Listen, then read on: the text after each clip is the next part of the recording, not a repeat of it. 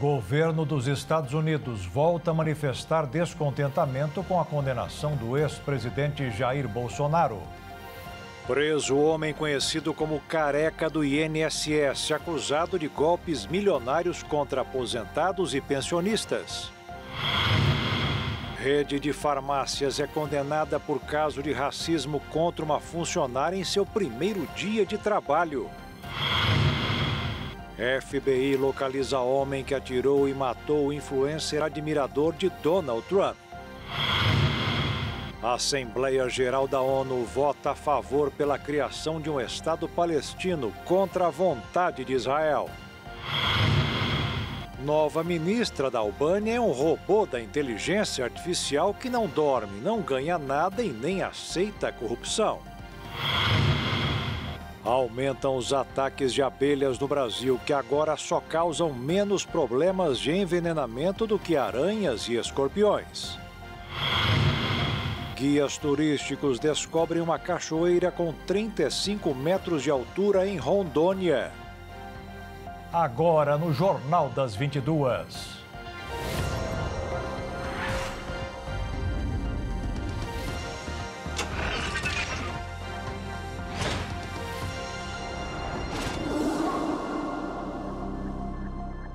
Olá, boa noite.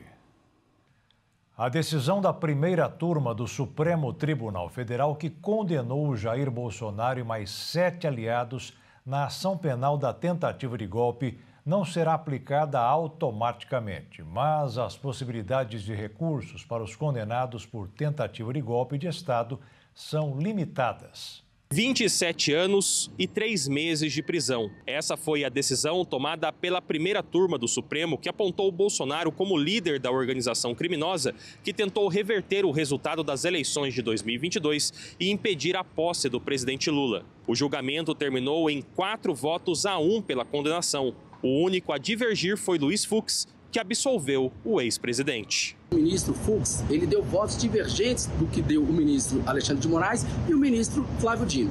Significa dizer que as defesas dos réus se animaram na questão dos recursos que virão impetrar justamente no Supremo Tribunal Federal. Bolsonaro foi condenado por 5 crimes: organização criminosa armada, tentativa de golpe de Estado, tentativa de abolição violenta do Estado Democrático de Direito, dano qualificado contra patrimônio da União e deterioração de patrimônio tombado. Entre as provas, o Supremo destacou a minuta de decreto que previa a decretação de estado de defesa, a prisão do ministro Alexandre de Moraes e a convocação de novas eleições. O documento foi apresentado aos comandantes das Forças Armadas. O então chefe da Marinha, almirante Almir Garnier, apoiou a ideia, mas o Exército e a Aeronáutica se recusaram a aderir ao plano em depoimentos confirmados à Polícia Federal. Segundo os ministros, o ex-presidente atuou pessoalmente para desacreditar o sistema eleitoral e criar um ambiente favorável à ruptura institucional. Apesar da condenação, a prisão de Jair Bolsonaro não deve ocorrer imediatamente,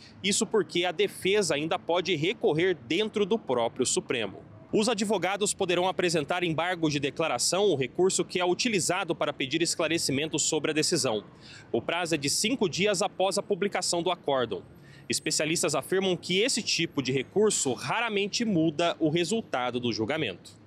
A defesa ainda cogita os chamados embargos infringentes, o que levaria o caso da primeira turma ao plenário do Supremo, formado por 11 ministros. Mas a possibilidade é considerada remota, uma vez que a jurisprudência recente da Corte exige pelo menos 2 votos pela absolvição para admitir esse recurso. No caso de Bolsonaro, apenas um ministro, Luiz Fux, votou por inocentá-lo. Na prática, os juristas avaliam que a prisão definitiva só deve acontecer após o trânsito em julgado, o que pode levar a meses. A expectativa é de que a decisão final fique para novembro ou dezembro. Caso a prisão seja confirmada, Bolsonaro deve ser encaminhado para a sede da Polícia Federal em Brasília e não para o presídio da Papuda, como se cogitou inicialmente. Com a condenação, as chances de reversão no Supremo diminuíram significativamente. Para especialistas, a defesa terá poucas alternativas, além de protelar o processo com recursos formais sem efeito prático. Nos bastidores, parlamentares tentam dar início ao projeto da anistia. Durante seu voto, Flávio Dino deu um recado,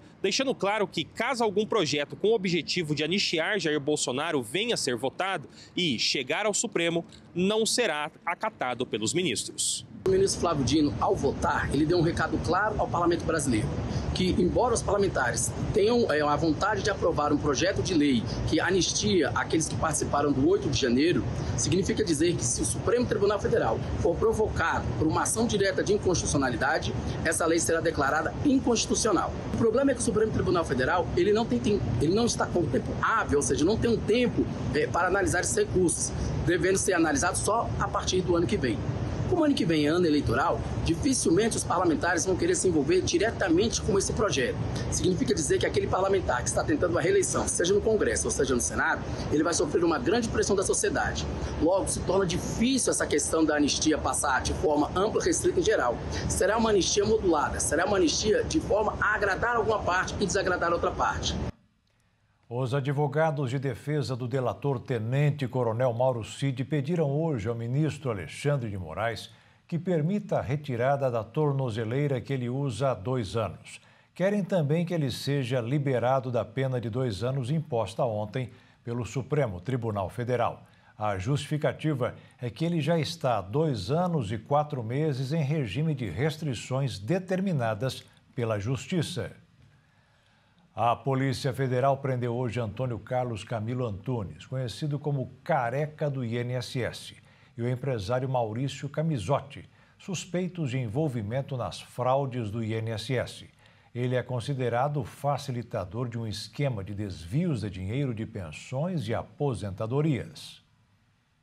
Uma investigação da Polícia Federal revelou que associações e entidades cadastravam aposentados e pensionistas do INSS sem autorização e com assinaturas falsas, para descontar mensalidades dos benefícios pagos pelo Instituto Nacional de Seguridade Social. O prejuízo entre os anos de 2019 e 2024 pode chegar a 6 bilhões e 300 milhões de reais. Em abril, quando a fraude veio à tona, o então presidente do INSS, Alessandro Stefanuto, foi demitido. O careca do INSS foi levado para a Superintendência do Distrito Federal. Os agentes também faziam buscas na casa dele. Segundo as investigações, ele transferiu mais de 9 milhões de reais para pessoas relacionadas a servidores do INSS entre 2023 e 2024. Camizotti, que foi preso em São Paulo, é apontado como sócio oculto de uma entidade e beneficiário das fraudes na Previdência. A defesa do empresário disse não haver qualquer motivo que justifique sua prisão no âmbito da operação relacionada à investigação de fraudes no INSS. No total, são cumpridos 2 mandados de prisão preventiva e 13 mandados de busca e apreensão nos estados de São Paulo e no Distrito Federal. Os mandados foram expedidos pelo ministro do STF, André Mendonça. A Justiça condenou a rede Raia Drogazil a pagar uma indenização à ex-funcionária por racismo. Um vídeo que viralizou na internet mostra a mulher sofrendo ofensas no primeiro dia de trabalho. O caso ocorreu em 2018, quando Noemi Ferrari vivia seu primeiro dia de trabalho em uma farmácia em São Caetano do Sul. Vamos apresentar ela, né? Oi, queridos! Brasil, Brasil, essa daqui é a Noemi, nossa nova colaboradora. Fala um oi, querida. Oi. Tá escurecendo a nossa loja? Tá escurecendo. Acabou a cota, tá, gente? Negrinho não entra mais. Noemi, diz pra gente, o que disseram pra você na loja, amor? Do quê? Na loja não, lá na matriz. Serviço de atendente 1. O que é o serviço de atendente 1? Fala. Aqui já estava mega constrangida com toda a exposição. Caixa, você vai passar por mim, vai tirar pó e vai ficar no salão. Nossa, vai ficar no caixa? Que incrível! Vai tirar lixo? Que incrível! Paninho também passa no chão? Sim. Ah, e você disse sim lá, né? Eu não sabia, estava na vaga, foi hoje que... A própria Noemi contou um pouco do que sentiu quando sofreu esse episódio. Eu fiquei sem reação. E sem contar que eu tinha 18 anos, foi um dos meus primeiros empregos. A gente não reage, a gente trava. Eu tô sendo muito criticada na internet. Por que você não reagiu? Por que você não fez isso? Eu faria isso. Não, vocês não fariam. Eu tenho muita coisa pra falar. Como eu me senti é absurda. Eu não tenho nem palavras pra dizer o que eu senti ou como eu estava. Porque é como a própria advogada falou pra mim. E a própria juíza também. Nem animal merece ser tratado desse jeito. No Brasil, o crime de racismo continua sendo uma luta que muitos travam diariamente. Só no ano passado, houve uma média de 525 denúncias de crime racial por mês através do Disque 100. E esse dado pode ser ainda maior, já que muitos sofrem esse tipo de preconceito, mas preferem se calar, como nessa situação. E muitas vezes a ofensa vem bem maquiada, querendo levar no tom de brincadeira. Mas nesse caso, com a Noemi, a reação foi bem diferente. A história viralizou nas redes sociais somente essa semana, após a própria vítima postar o vídeo. Em março deste ano, ela recebeu R$56 mil de indenização. Noemi afirmou que após o episódio ainda continuou no serviço, chegando até mesmo a ganhar destaque e ser promovida a supervisora em 2020. Mas foi em 2022 que tudo mudou. De acordo com a Noemi, um dos líderes a agrediu verbalmente e após uma conversa com a gerente acabou sendo demitida. Foi então nesse momento que ela decidiu procurar a justiça por toda a pressão que viveu nos últimos anos. Com a decisão da justiça, a Rede Raia Drogasil foi culpada de omissão em zelar por um ambiente de trabalho adequado. Além do dano moral, a justiça reconheceu que a funcionária fazia turnos mais extensos do que os registrados em ponto. Hoje, Noemi Ferrari trabalha como gestora na área de saúde e fez questão de deixar um recado a quem porventura sofrer o mesmo que ela. E o que eu tenho para falar é: não se calem de forma alguma. Por meio de nota, a Rede Raia Drogasil disse lamentar profundamente o episódio e que a empresa não compactua com nenhum tipo de discriminação. A empresa também afirmou que diversidade e respeito são valores considerados primordiais. E veja a seguir, governo dos Estados Unidos volta a manifestar descontentamento com a condenação do ex-presidente Jair Bolsonaro. E a nova ministra da Albânia é um robô da inteligência artificial que não dorme, não ganha nada e nem aceita corrupção.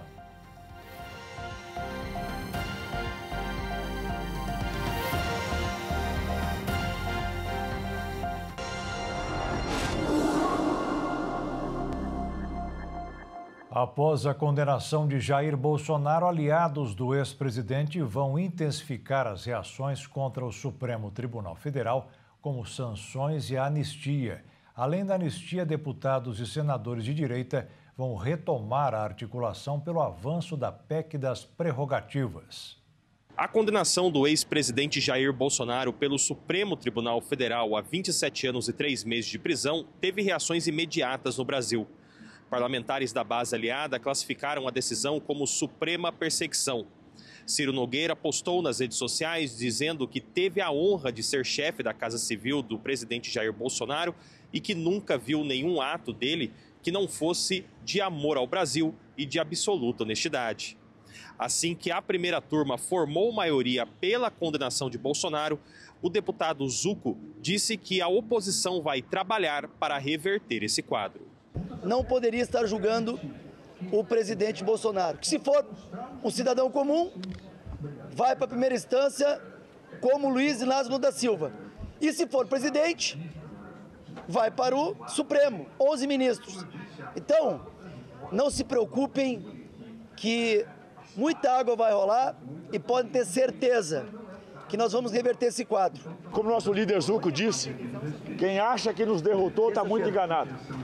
Nós estamos de pé, estamos convencidos que os nossos argumentos são verdadeiros, que participamos de um grande teatro. Já a oposição comemorou o resultado.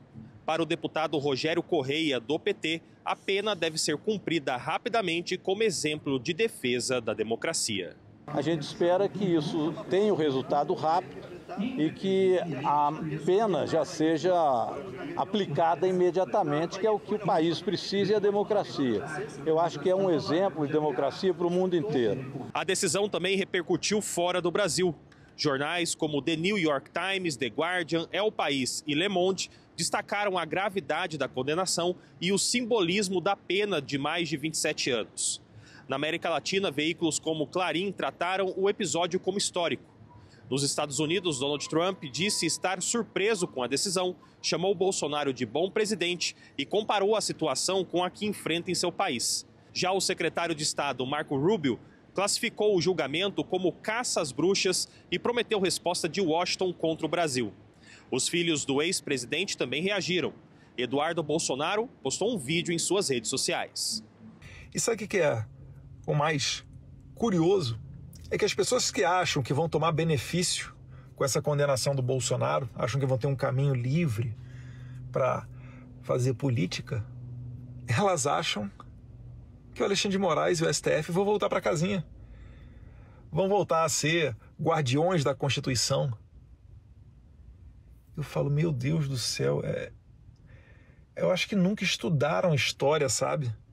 Carlos Bolsonaro publicou mensagens nas redes sociais falando em perseguição e questionando a imprensa. Já Flávio Bolsonaro reforçou a narrativa de injustiça e disse que querem matar Bolsonaro. Já Renan Bolsonaro compartilhou postagem dos irmãos, repetindo a ideia de que há uma perseguição política. Flávio Bolsonaro disse que Alexandre de Moraes transformou o STF em um teatro e que usou a caneta para se vingar de Bolsonaro. Enquanto isso, Bolsonaro e os demais réus condenados pela trama golpista esperam o acórdão do STF para recorrer da decisão.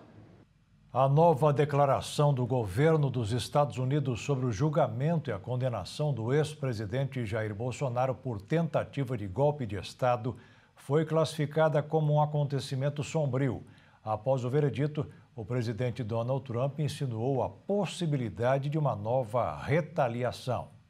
A ameaça de novas medidas contra o governo brasileiro foi confirmada pelo secretário do Departamento de Estado dos Estados Unidos logo após o julgamento. A adoção de novas medidas contra o Brasil foi antecipada pelo deputado Eduardo Bolsonaro, que se mudou para os Estados Unidos no início deste ano para buscar apoio do presidente Donald Trump, tentando interromper processos criminais contra seu pai. O deputado alertou que todos os ministros do Supremo Tribunal Federal que votaram pela condenação do ex-presidente podem enfrentar sanções sob a Lei Magnitsky, que já foi aplicada anteriormente pelo governo americano contra o ministro Alexandre de Moraes, relator do caso. Porque a Lei Magnitsky fala que quem presta, de alguma maneira, um apoio logístico, material, moral, que seja ao violador de direitos humanos, pode sofrer chamadas sanções secundárias. Basicamente, são as mesmas punições que está recebendo o Alexandre de Moraes. Então, isso daí é mais do que lamentável, é repugnante. Eu acho que o ministro Fux jogou luz sobre todos esses fatos. Foram mais de 12 horas de um voto extenso, mas necessário. O governo dos Estados Unidos não demorou para repercutir a condenação de Jair Bolsonaro pela trama golpista com o objetivo de reverter o resultado das eleições de 2022. O presidente Donald Trump disse estar muito surpreso e descontente com o veredito e insinuou possibilidade de retaliação. E mais uma vez, ele classificou o julgamento contra o ex-presidente Jair Bolsonaro de caça às bruxas. Os Estados Unidos sempre criticaram o processo contra Jair Bolsonaro. Bem, eu assisti àquele julgamento. Eu conheço bem. Líder estrangeiro, ele é um bom. Eu pensei que ele era um bom presidente do Brasil. E é muito surpreendente que isso pudesse acontecer. É muito parecido com o que eles tentaram fazer comigo, mas eles não conseguiram de forma alguma. Mas eu sempre posso dizer isso. Eu o conheci como presidente do Brasil. Ele era um homem bom, e eu não vejo isso acontecendo. Estou muito infeliz com isso. Eu conheço o presidente Bolsonaro. Não tão bem, mas eu o conheço como líder de um país, e eu sempre o considerei muito direto. Na verdade, um homem muito excepcional. Eu acho que é uma coisa terrível, muito terrível. Eu acho que isso é muito ruim para o Brasil. O presidente Donald Trump tem apoiado abertamente o ex-presidente Bolsonaro durante o julgamento por tentativa de golpe de Estado. Em agosto, impôs tarifas de 50% sobre alguns produtos brasileiros a uma suposta perseguição política contra o líder de extrema-direita. O senador republicano Marco Rubio foi além e acusou o ministro Alexandre de Moraes de perseguição política, o que levou o Itamaraty a reagir em defesa da soberania brasileira. O chefe da diplomacia dos Estados Unidos criticou duramente a decisão do Supremo Tribunal Federal contra o ex-presidente Jair Bolsonaro e afirmou que Washington responderá adequadamente à sua condenação por tentativa de golpe de Estado. O secretário acrescentou que o governo em Washington já impôs tarifas de 50% à maior economia da América Latina por causa do julgamento e responderá adequadamente ao que também considerou como caça às bruxas. O governo brasileiro rejeitou as ameaças feitas pelo secretário de Estado americano Marco Rubio. Em nota, o Itamaraty afirmou que ameaças como a feita pelo secretário de Estado norte-americano Marco Rubio, em manifestação que ataca a autoridade brasileira e ignora os fatos e as contundentes provas dos autos, não intimidarão a nossa democracia, afirmou na rede social X. O presidente Donald Trump não disse se pretende aplicar novas sanções ao Brasil em razão da condenação, mas classificou como terrível e disse estar muito insatisfeito com a condenação de Jair Bolsonaro. O primeiro-ministro da Albânia nomeou uma nova ministra com talentos especiais. Trabalha sem parar, não ganha nada e não é corrupta. Diela é um programa de inteligência artificial e vai administrar todas as licitações públicas do país do Sudeste Europeu. Imune a subornos, ameaças ou qualquer tentativa de corrupção, Diela também tem a capacidade de trabalhar 24 horas por dia, 7 dias por semana e tudo isso sem reclamações. O bot gerado por inteligência artificial foi nomeada ministra na Albânia. O primeiro-ministro do país, Edi Rama, disse que Diela vai tomar conta de todas as licitações públicas, pelas quais o governo contrata empresas privadas para vários projetos. O bot ajudará a tornar o país europeu um país onde os contratos públicos ficarão imunes ao vírus da corrupção. A concessão destes acordos tem sido uma fonte de escândalos na Albânia, tornando o país um lugar perfeito para a atuação de gangues, que lavam dinheiro do tráfico de drogas e armas. Foi por este motivo que a Albânia não conseguiu entrar na União Europeia. O governo não forneceu detalhes sobre a supervisão humana que poderia haver para Diela, nem abordou os riscos de que alguém possa manipular o bot de inteligência artificial. Vestido um traje folclórico albanês, Diela já era conhecida pela população do país. O bot foi lançado no início deste ano como assistente virtual na plataforma de serviços públicos e-Albânia, onde ajudou os usuários a navegar pelo site e a receber cerca de 1 milhão de documentos digitais. O primeiro-ministro garantiu um 4º mandato consecutivo, após vencer as eleições parlamentares no último mês de maio. A oposição não gostou. O líder do grupo parlamentar, que é contra o atual governo, considerou o ato inconstitucional e disse que o atual ministro só faz palhaçadas. O mercado financeiro hoje fez o de sempre. Ouviu que a confiança do consumidor americano no governo Trump caiu mais 1 ponto e colocou o item na avaliação dos negócios. Além disso, continua repercutindo a condenação do ex-presidente Jair Bolsonaro. O dólar caiu 0,71% e terminou a semana cotado em R$ 5,35, que é a cotação mais baixa dos últimos 3 meses. Na Bolsa de Valores, que ontem bateu recorde, hoje foi dia de vender ações para lucrar. A baixa foi de 0,61% aos 142.272 pontos. O brasileiro está pagando este ano mais de 100 bilhões de reais extras na conta de luz. O dinheiro serve para pagar manutenção do sistema, bancar subsídios aos mais pobres, além dos tradicionais gatos ou manobras para furtar energia. A Associação Brasileira dos Consumidores de Energia Elétrica apresentou a fatura em detalhes. No total, a conta de energia elétrica será de quase 400 bilhões de reais.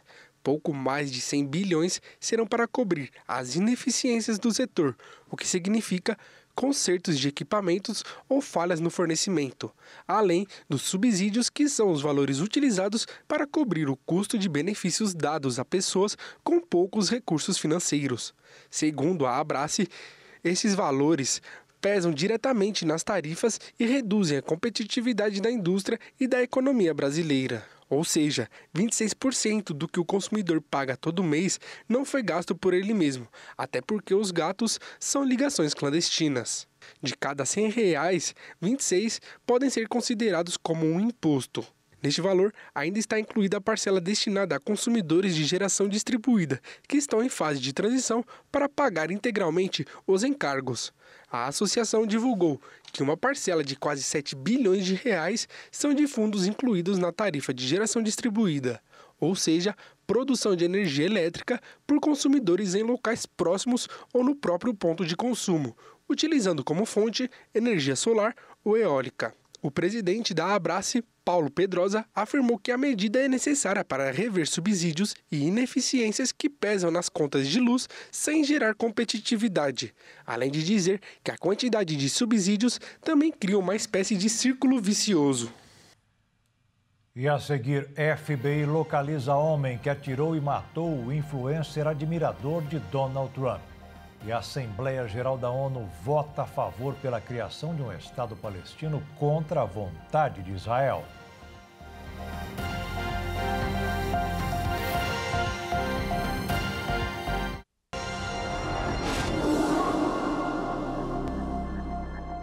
O PROCON do Estado de São Paulo disponibilizou um serviço que bloqueia chamadas indesejadas. O objetivo é acabar com as ligações insistentes de números desconhecidos ou empresas de telemarketing.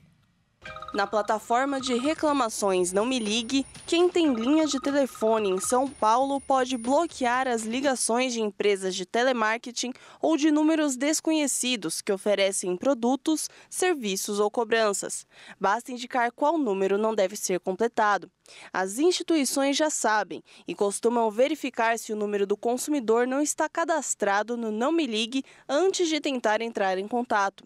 Segundo o levantamento do Procon SP, a plataforma recebeu mais de 443 mil reclamações e mais de 3 milhões de telefones suspeitos cadastrados desde 2018 até julho deste ano.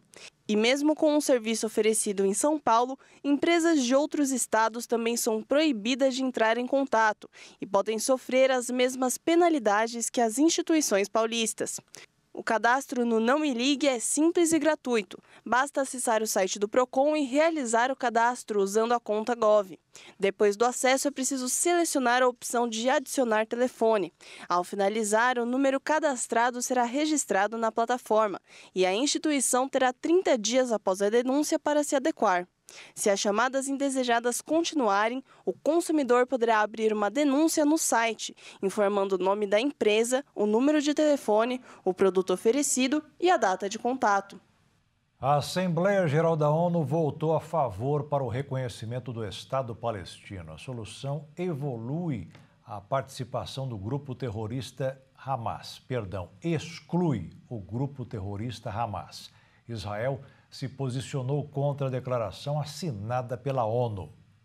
A decisão foi tomada por ampla maioria. O texto apresentado recebeu 142 votos favoráveis, 12 abstenções e 10 contra, incluindo Israel e seu principal aliado, os Estados Unidos, que tem poder de veto. O primeiro-ministro Netanyahu deixou claro que não haverá a criação do Estado. Faz 2 anos que Israel vem criticando a ONU pela incapacidade de condenar o ataque do grupo terrorista Hamas ao território israelense no dia 7 de outubro de 2023, que foi o início da guerra atual. O texto preparado por França e Arábia Saudita foi prontamente desaprovado pelos israelenses. Os representantes do país não mediram palavras ao dizer que ficou provado que a Assembleia Geral da ONU é um circo político distante da realidade. O governo de Benjamin Netanyahu relembrou os ataques do Hamas contra os civis e pediu que o grupo terrorista liberte todos os reféns que estão sob seu poder em Gaza. A palavra que exclui o Hamas estabelece que o grupo não pode ter autoridade em Gaza, além de entregar suas armas à autoridade palestina, para assim o Estado palestino ser soberano e independente. A votação antecede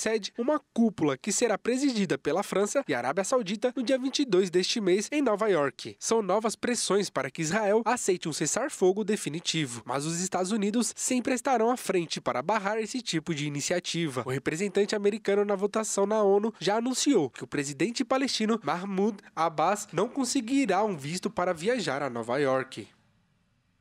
A OTAN fez hoje uma operação para reforçar a defesa dos países membros do leste do continente. O objetivo é evitar novas ameaças e invasões da Rússia, como a que aconteceu na Polônia. A ideia é empregar mais caças, sensores, radares e sistemas antiaéreos desses países em nações do leste europeu, mas não só. Segundo ele, o modelo operacional será o da Missão Sentinela Báltico, lançada no começo deste ano para coibir danos a cabos submarinos no Mar Nórdico. Até aqui bem sucedida, ela emprega força rotativa de diversos países da OTAN em conjunto com os novatos Suécia e Finlândia. Ainda não há informações sobre o cronograma ou o orçamento da nova ação, que é uma resposta à invocação por Varsóvia do artigo 4 da Carta da OTAN, que prevê consultas e medidas em caso de uma ameaça um passo anterior às proviseus do artigo 5 de defesa mútua. Aleksius Grinkevic insistiu que a resposta da OTAN ao incidente da quarta-feira foi correta, com o emprego de caças e avião-tanque da Holanda, além de uma aeronave radar italiana, que ajudou na coordenação dos jatos F-16 poloneses na destruição de um número incerto dos 21 drones que violaram o espaço aéreo. Moscou nega ter atacado a Polônia. E sim que os drones se desviaram acidentalmente durante uma grande ação contra o oeste da Ucrânia. O governo polonês e de outros países europeus disseram não acreditar na versão, elevando uma tensão já alta com a realização de um mega exercício militar da Rússia e da Belarus nesta sexta-feira. Já Mark Rutte voltou a dizer de forma mais cautelosa que a ação foi irresponsável. tenha sido acidental ou intencional e que ainda há investigações em curso. Questionado se ele considerou adequada a reação de Donald Trump, que sugeriu que Moscou pode ter apenas errado a mira, o holandês desviou do assunto. As operações da natureza da Sentinela Oriental têm virado a norma em relação à percepção de que a Rússia é uma ameaça, particularmente para países que integraram a União Soviética, como os 3 estados bálticos. Quando Putin anexou a Crimeia em resposta à queda do governo aliado que tinha em Kiev, foi criada a missão de policiamento aéreo do Báltico. Nela, países da OTAN enviam caças e outras aeronaves para operar na Lituânia, Estônia e Letônia, nações que não têm força aérea digna de nota. A Sentinela Báltico vai no mesmo espírito, ainda que suecos, finlandeses e noruegueses tenham recursos navais e aéreos mais avançados. As autoridades foram questionadas se não seria o caso de a OTAN, que já ajuda militarmente a Ucrânia, operar para derrubar drones russos no território do país em guerra. A resposta foi que isso ultrapassa a missão da aliança, que é defender seus 32 membros. O presidente dos Estados Unidos, Donald Trump, disse que a sua paciência com o presidente russo, Vladimir Putin, está acabando. Ele voltou a pedir uma trégua na guerra contra a Ucrânia. Trump já emitiu vários ultimatos a Putin para que ele encerre a guerra contra a Ucrânia. Na fala mais potente, em julho, disse que daria um prazo final para isso acontecer. Mas em agosto convidou Putin para uma visita grandiosa ao Alasca. Alguns dias depois do episódio, Trump recebeu Volodymyr Zelensky e outros líderes europeus na Casa Branca. Depois disse que daria 1 ou 2 semanas para ver o que Putin faria. O tempo expirou e nada aconteceu. Apesar do Departamento do Tesouro ter dito estar pronto para aplicar novas sanções econômicas para pressionar Moscou, o presidente americano enfatizou que os setores bancários e de petróleo russo poderiam ser atingidos. Só que a situação ficou mais grave nesta semana, com os drones russos que violaram o espaço aéreo da Polônia, membro da OTAN, a aliança militar liderada pelos Estados Unidos. A Rússia disse que foi um acidente, versão que Trump aceitou, ao afirmar que o incidente parecia ter sido um erro. Mas agora Trump garante que não vai defender ninguém exceto a Polônia. Depois, assinou uma declaração com outros 42 países, manifestando preocupação. A carta foi apresentada ao Conselho de Segurança da ONU. Para completar, Moscou iniciou um mega exercício militar perto da fronteira ocidental e o Kremlin anunciou que as conversas diretas com a Ucrânia estão pausadas. A expectativa agora é de novas manifestações do presidente dos Estados Unidos. Depois de 3 dias de buscas, as autoridades americanas prenderam o suspeito de assassinar o ativista conservador Charlie Kirk. Segundo a polícia, a denúncia veio de amigos e familiares do suspeito. O suspeito de ter assassinado o ativista de direita dos Estados Unidos, Charles Kirk, foi preso nesta sexta-feira, segundo o anúncio do governador de Utah, Spicer Cox. O homem foi identificado como Tyler Johnson, um cidadão norte-americano de 22 anos. A captura aconteceu no 3º dia de busca, que mobilizou policiais locais e o FBI, mas foram amigos e a própria família do suspeito que o entregou. Robinson havia contado para amigos que Charles Kirk estaria em Utah para uma palestra na universidade e que não gostava do ativista. E depois confessou o crime para pessoas próximas, segundo a polícia. O Departamento de Investigação afirma que policiais estavam interrogando o suspeito e fazendo investigações para confirmar que o homem detido é o assassino de Kirk, mas que a polícia já encontrou indícios físicos que comprovam que o autor do crime é o suspeito preso e que ele deve ser indiciado ainda nesta sexta-feira. Charles Kirk era aliado do presidente dos Estados Unidos, Donald Trump, e morreu na última quarta-feira após ser baleado no pescoço na Universidade de Utah Vale. De acordo com o governador de Utah, o suspeito não era aluno da universidade onde o crime aconteceu. Porém, no dia em que Kirk deu a palestra na instituição, ele foi até a universidade dirigindo seu próprio carro. E depois do crime, trocou de roupa e fugiu a pé. Segundo o jornal The New York Times, o suspeito estava a cerca de 400 quilômetros da universidade. Mais cedo, ao anunciar uma possível captura do suspeito, Trump defendeu a pena de morte caso o suspeito seja acusado pelo assassinato de Kirk. Charles Kirk tinha 31 anos e era casado e deixou 2 filhos. E a seguir, guias turísticos descobrem uma cachoeira com 35 metros de altura em Rondônia. E aumentam os ataques de abelhas no Brasil, que agora só causam menos problemas de envenenamento do que aranhas e escorpiões.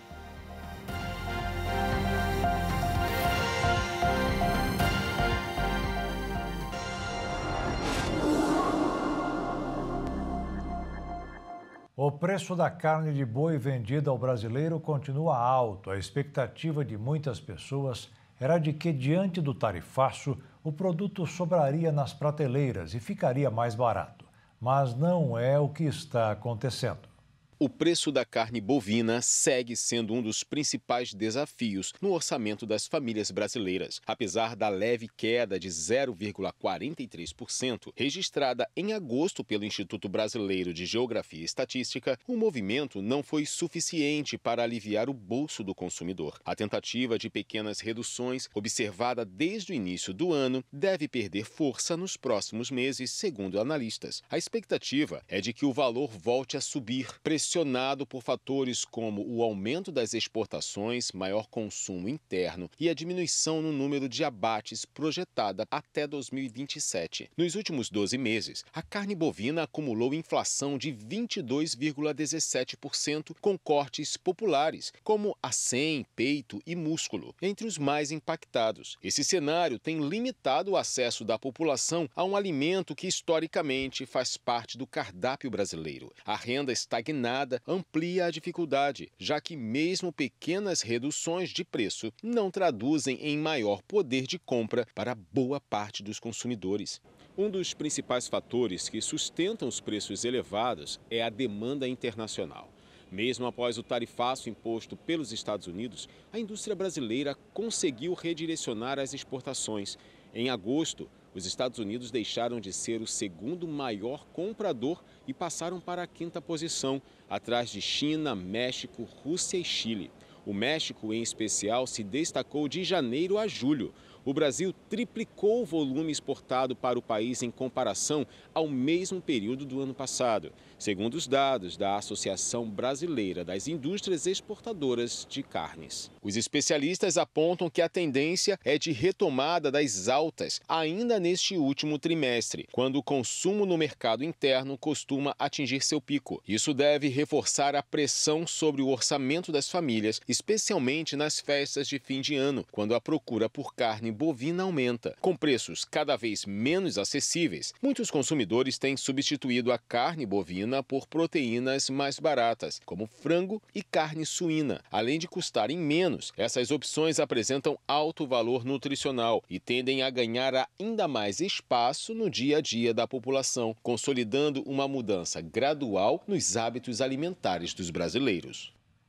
O investimento em merenda escolar cresceu no mundo. O financiamento alimentar alcançou mais de 400 milhões de crianças em todos os países.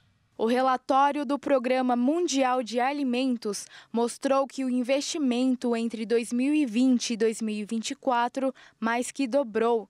São 80 milhões de crianças a mais que não tinham acesso à alimentação na escola. De acordo com o estudo, os avanços foram mais significativos em países de baixa renda. A África liderou esse avanço, com um acréscimo de 20 milhões de crianças nos programas nacionais, com destaque para Quênia, Madagascar, Etiópia e Ruanda. Além disso, novos projetos surgiram no Canadá, Indonésia e Ucrânia. Essas iniciativas também começaram em nações de alta renda, como a Dinamarca. Isso mostra que a alimentação escolar é uma política pública essencial, reconhecida tanto em países em desenvolvimento quanto em economias já avançadas. Segundo o relatório, a alimentação das crianças impactaram diretamente a qualidade do aprendizado. Crianças bem alimentadas têm um melhor desempenho escolar, principalmente em português e matemática. Especialistas destacaram que muitas vezes a queda no rendimento escolar é confundida com preguiça ou falta de interesse, mas, na verdade, o real motivo da falta de foco é a fome. Além dos benefícios para os alunos, as merendas escolares geram mais empregos e trazem um retorno financeiro e social. O relatório foi lançado uma semana antes da realização da segunda Cúpula Mundial de Coalização de Alimentação Escolar, que será realizada no Brasil. O evento reúne líderes do mundo para avaliar os avanços e mobilizar novas ações sobre o tema. Os ataques de abelhas estão crescendo no Brasil. Elas podem parecer inofensivas, mas quando se sentem ameaçadas, oferecem grandes riscos à saúde humana. Os ataques por abelhas ocuparam o 3º lugar do ranking de envenenamento por causas animais, ficando atrás apenas de escorpiões e aranhas. Segundo os dados do painel epidemiológico de acidentes por animais peçonhentos, mais de 34 mil pessoas registraram problemas com os insetos no ano passado. 117 morreram. Esse fenômeno pode ser uma consequência do Brasil ter se tornado uma referência na produção de mel nos últimos anos. A fabricação em massa aumentou a quantidade dos animais. Além disso, as mudanças climáticas favoreceram no surgimento de espécies em áreas onde as abelhas não eram tão frequentes. Especialistas afirmaram que esse é um problema de saúde pública, que muitas das vezes é esquecido. Os hospitais ainda não têm antídotos disponíveis para o veneno das pequenas amarelas. O paciente que chegar em uma unidade de saúde vai receber apenas um tratamento com remédios que aliviam as reações alérgicas. Já houve uma tentativa de produzir um antiveneno, mas o soro apresentou problemas, dói muito quando é aplicado. O incômodo físico afetou diretamente na produção de anticorpos. Até a disponibilização de um antídoto, a melhor forma de escapar das complicações das picadas é justamente evitar as áreas de risco. Os animais só querem proteger o seu lar, então o enxame dificilmente vai perseguir o indivíduo por longas distâncias. Especialistas recomendam correr em zigue-zague, porque as abelhas têm dificuldade em fazer mudanças de direção de uma forma muito brusca. Em casos de acidente com os insetos, o melhor é manter a calma e buscar um local fechado como abrigo. Depois, procurar um atendimento médico para retirar os ferrões. Um grupo de médicos brasileiros conseguiram desenvolver um ensaio clínico que teve resultados positivos. Se o projeto for aprovado pelo Ministério da Saúde, o Brasil será o primeiro país no mundo a desenvolver um antídoto contra a picada das abelhas. E o país conheceu uma nova cachoeira. Fica em Rondônia, no meio da floresta amazônica. Não falta beleza ao lugar. Uma equipe de guias turísticos de Presidente Figueiredo, no Amazonas, anunciou a descoberta de uma nova cachoeira em plena floresta. Batizada de Gigante do Apuaú, a queda d'água possui cerca de 35 metros de altura e 5 de largura, o que a coloca entre as maiores da região em queda livre. O achado reforça a vocação turística do estado, conhecido como a Terra das Cachoeiras. A expedição foi realizada no início de agosto pelos guias Marinilzo Brito, Frederico Roldão e Daniel dos Anjos, que percorreram mais de 60 quilômetros em 6 dias de caminhada em mata fechada até chegar ao local. O ponto fica no rio Apuaú, na divisa entre os municípios de Novo Airão, Presidente Figueiredo e Manaus. Segundo os exploradores, a descoberta foi resultado de 4 anos de planejamento e levantamentos prévios sobre o terreno. Além do porte, a Gigante do Apuaú se destaca pela piscina natural formada ao pé da queda, considerada ideal para o banho. O acesso, no entanto, é desafiador. Exige trilhas por mata densa, terrenos alagados e longas distâncias. Durante o percurso, os guias relataram ter encontrado pegadas de animais silvestres, como onças, o que reforça o caráter preservado da área. De acordo com os exploradores, a ideia é incluir o novo atrativo em um roteiro exclusivo, que deve contemplar outras 2 cachoeiras próximas. A abertura da trilha, porém, depende de autorizações ambientais e fundiárias e só deve ocorrer a partir de novembro. A expectativa é que a visitação seja organizada por agências de turismo em pacotes de mais de um dia, dada a dificuldade de acesso e a distância do ponto descoberto. O Supremo Tribunal Federal aprovou a criação do Parque Nacional Tanaru. Foi no território localizado em Rondônia que o último representante do povo Tanaru, conhecido como Índio do Buraco, viveu durante 26 anos completamente isolado.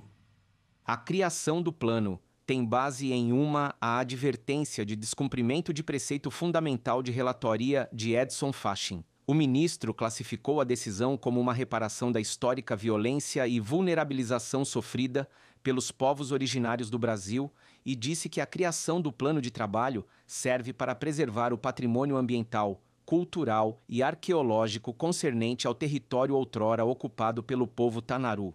A decisão foi tomada com base na lei, que trata da proteção de territórios tradicionalmente ocupados por grupos indígenas isolados e de recente contato, após acordo firmado entre as partes envolvidas. A União ficará encarregada de encaminhar ao Supremo Tribunal Federal relatórios semestrais sobre o cumprimento de cada etapa do projeto.